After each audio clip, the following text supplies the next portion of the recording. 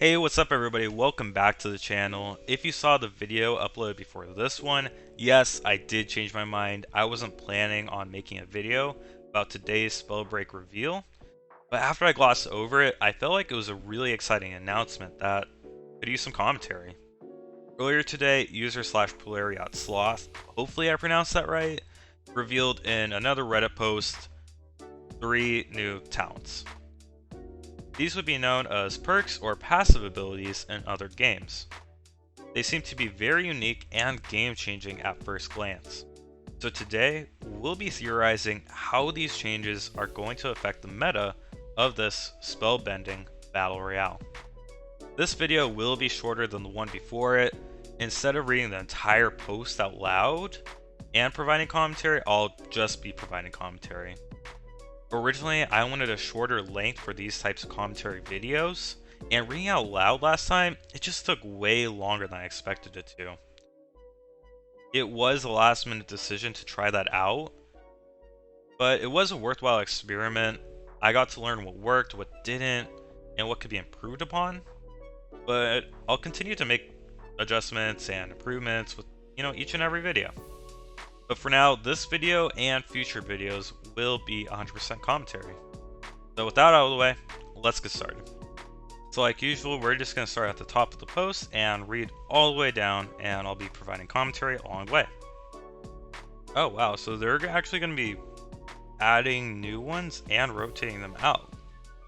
That's interesting. They're kind of treating it like weapons actually. In Apex, no, they don't rotate weapons. They rotate hop-ups. So talents are more like hop-ups in that respect. If you haven't played Apex, hop-ups change the way guns work and act. So I guess they're kind of similar to talents, that they're passive abilities. And I do have to say, I can definitely see this keeping the game fresh and updated. And it'll definitely change up strategies that people use and the meta overall. But I don't think it's like too drastic of a shift that we're just going to completely see meta changes like you would in Fortnite. So I think Spellbreak still is going to have a competitive edge with this. Yeah, definitely not all talents need to appeal to different builds, playstyles. I like that there's different complementary builds you can have where certain talents and other gauntlets, they kind of just flow together really well, like fire and rock or something like that, or I guess I should say pyromancer and stone shaper. I think it's a really nice system in a way where you really do have customization available, but there still retains a strong meta in the game. Okay, so this post will be only going over new talents, but that was still a really neat insight into the future of the game and how talents will be working. Alright, so it kind of sucks that like talents aren't going to thematically match with their category counterpart, but I would say keeping balance in the game, that definitely matters a lot more, because right now there is a pretty strong balance. Most gauntlets are actually kind of equal. It just depends on what kind of player you are and your playstyle. And I think this is a good direction they're heading in. I'm glad that they're keeping both logic and I guess meta in mind when they're thinking about updates and stuff. So it's a really good sign for the future.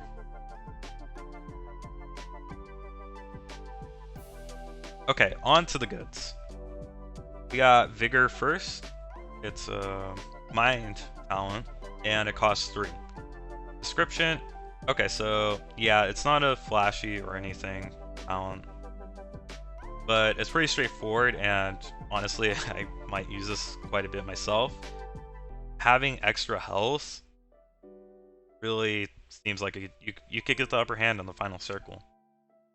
Because if you already made it out of 3 fights, and so has the other last person standing, but they don't have Vigor, you might just have the upper hand there. So I could see this being very useful, and it's very simple, so not much there, but it's a nice thing to have. Foresight, it's a body talent, and it also costs 3. Description, see future storms and mana vaults, see enemies on minimap every 10, 9, 8, 5 seconds. Cool, so, as I'm reading this, the last part, it really seems like they're combining the whole recon class from Apex. Sorry if I'm bringing Apex a lot and you don't play it. I come from playing Apex. It's another battle royale. So I think a lot of people who do play Spellbreak would have probably played Apex beforehand, at least once. But essentially this talent is acting like Pathfinder, or it used to be Pathfinder's ability, now it's every recon class's ability. But to see future rings, this is very useful when thinking about positioning and how you're going to get around the map. But also seeing enemies on the minimap every 10, 9, 8 seconds, that sounds like the Wolf Blood rune, whatever it's called. But I guess it's on the minimap. Honestly, I see this being more useful than that.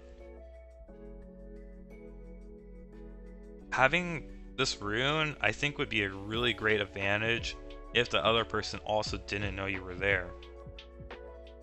I am really interested in seeing how this goes. It is talking about team compositions and people being forced, quote unquote, to take one for the team.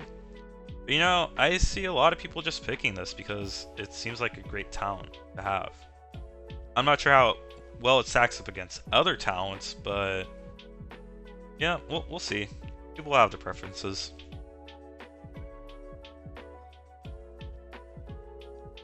Alright, the last one. Ambidextrous. It's a spirit talent and it costs 3 points also. So all of them are costing 3. They're all really big talents we got here. Description. Gain level 1 skill of Offhand Gauntlets class. Offhand spell mana cost. This is the one that was like, this is the game changer. Yeah, this is exactly... It's crazy. I would like to think it's as crazy as I think. Yes, it works with Spellslinger. I like using Spellslinger sometimes, so this is great for me. Yeah, so they're not wrong that this is definitely going to have the largest potential impact on the game. It's going to be intense not knowing which one's a primary, which one's a secondary gauntlet. And it's going to create a whole lot more crazy combinations. I love having Stone Shaper's first perk, or what is it called? Skill. So having that with ice, like it's saying, is a really big advantage, especially when you first drop. Or I guess you'll have to grab the Stone Shaper Gauntlet first, but still, this sounds amazing. Like, being able to pair up these different skills, or having so the one thing I am cautious about is, let's see, does it mention it? Yeah, so Wind Surge on Stone Shaper. I think Wind Surge is either it's the one where he bounces up with the Wind Gauntlet or not. I could see that being a little bit of a problem for, what are they called? Tempest people? They're airbenders. They're airbenders. So this will be a problem for airbenders, because I think a lot of their strength comes from their skills, and being able to replicate that with another gauntlet, I think it adds less to picking that class. So I want to see how they balance that and what else they can do. I mean, it would be a great secondary though to have Wind Surge on it. We'll see. We'll see. Alright, there is an edit. Someone asked how these will be unlocked. Now I want to call out in the post itself and on the comments. These are all unlocked from the start. Okay, so actually I was wondering the exact same question. How we unlock these and which classes would they belong to? Or gauntlets? I don't know. I think they're classes. But yeah, okay, so this answers my question perfectly. They're just going to be available from the start, so that's great. Alright, so that was it for this reveal. I hope you enjoyed watching. If you did, make sure to hit like and subscribe to help support the channel. You can also hit the bell if you want notifications for whenever we upload a new video. I do plan on making more of these commentary type videos along with other gaming related content, so make sure to do that. I also stream on Twitch. If you ever want to chat about Spellbreak or anything else, go ahead and give a follow there so that way you get notified when we are live. If you want to chat outside the stream, I got a Twitter, but there's also the Team Lime HQ Discord server. You can chat it up in there with other people part of the community. For other Lime content, check out the Team Lime Gaming website that hosts the A Hint of Lime blog. We write about gaming, content creation, and a bunch of other great stuff. For all those links, check down in the description below. The link for this Reddit post will also be linked down there if you want to check it out. Thank you for watching, and see you next time.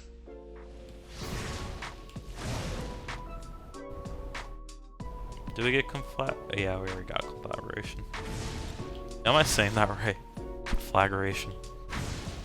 Weird sounding word. Ah, yes! Yes! We got one! From like how far away? That was so random.